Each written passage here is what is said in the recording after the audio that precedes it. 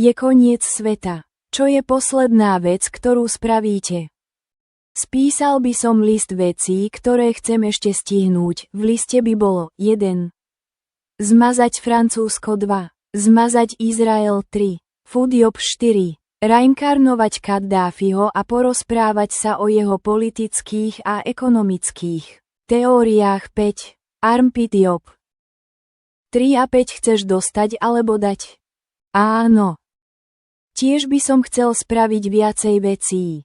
1. Femboy Festival 2. Pustiť si HH od Kaneho. 3. Gaddafi Armpí hviezdička B4. Napísal by som knihu s Titom 5. Nuke Israel, nie pre podporu Palestíny, ale čisto z osobných dôvodov.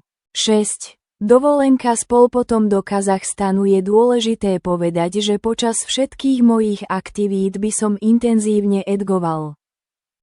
Vidím, že tento človek má zvláštne túžby. Ak nedostanem bán, tak vám dám challenge. Nerobím si srandu. Napíšte do komentárov veci, čo chcete, aby som pridal do Robloxu a ja vytvorím hru, kam ich dám. Dám tam max 5 vecí.